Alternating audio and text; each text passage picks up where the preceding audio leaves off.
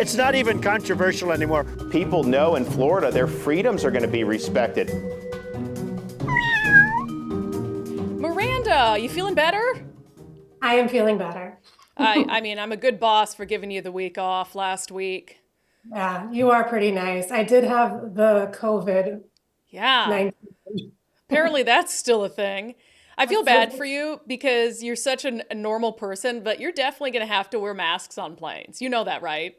I know, and I already did when I tested my travel skills in December. I wore a mask and I was just like, I got to get over that, because at the end of the day, some people really do have a necessary reason, me, to wear a mask while traveling and being exposed to the world. So yeah, we need to get you a mask that says, "Leave me alone. I'm a libertarian. I just have bad asthma."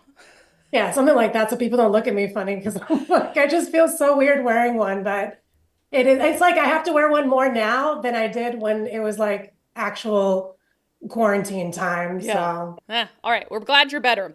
Okay. We were just joking beforehand. Florida could not be any more different than Washington. I mean, that's why we do this segment, right? Is we just like a glimpse at what sanity looks like all the way across the country. So Florida Governor Ron DeSantis has now banned Florida's homeless population from sleeping in parks. yeah, not just parks, but also sidewalks, basically any public spaces. They are going to require, like different counties throughout the state to provide a temporary campsite area for homeless people if the shelters happen to reach their max capacities.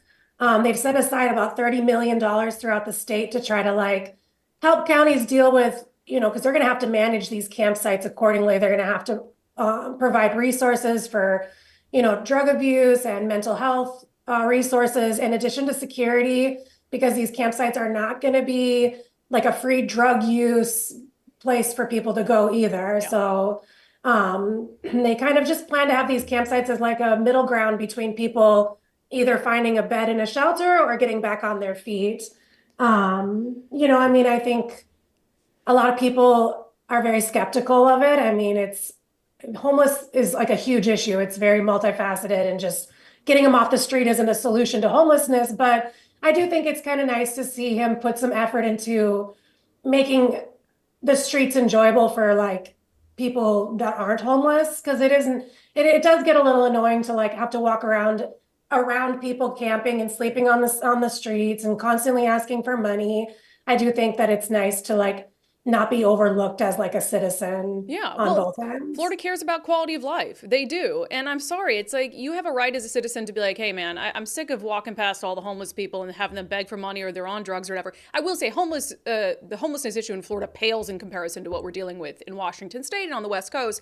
I've said that when I visited Miami, was shocked by how few homeless people there are in such a beautiful paradise. But I always find it interesting, the opposition to stuff like this, because people are saying, well, this won't do anything to solve the crisis. Yeah, but leaving them where they are doesn't do anything to solve the crisis either. So at least, if you're going up, and this is, by the way, very similar to what we do here. There are some cities that have basically said no sit, no lie. So you can't camp if there's shelter available to you, is the Ninth Circuit ruling that we follow here. And what that does is it gives police the ability and outreach workers to say, hey, we've got services, we've got shelter, do you want it? Do you want it? And if you don't, no, I'm sorry, you can't camp in the park next to the playground. Like, you can't do that. So this makes sense, and I'm glad it's happening there as well. Okay, so we know there's a lot of violence and unrest happening in Haiti right now between feuding gangs. So DeSantis has taken it upon himself, and the state of Florida has taken it upon itself to try to evacuate Americans.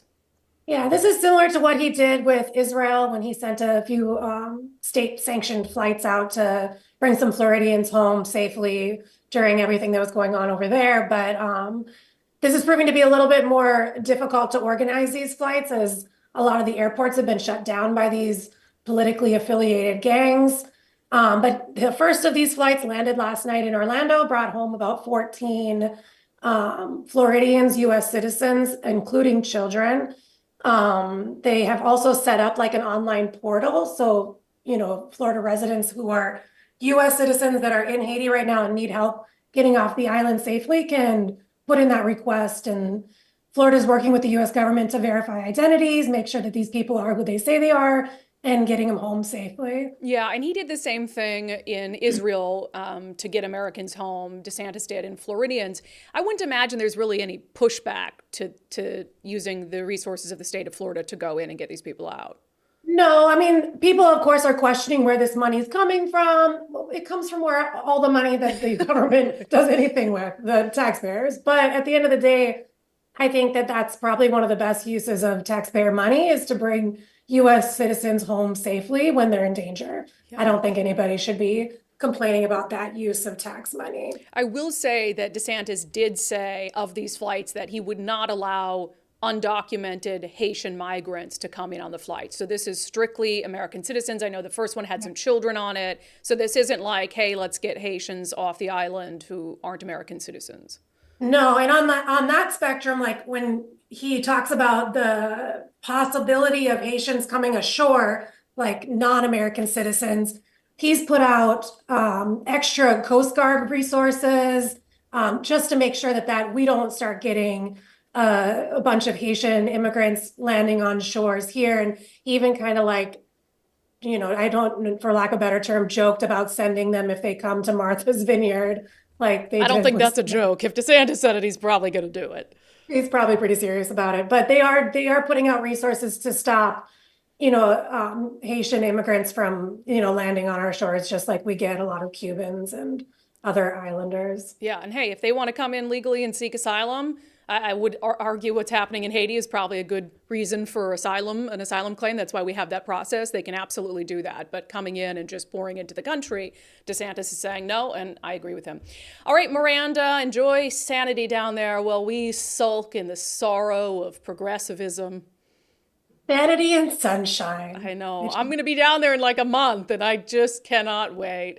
All right, we'll see you next week. Glad you're feeling better. Thank you. Bye. It's not even controversial anymore. People know in Florida their freedoms are going to be respected.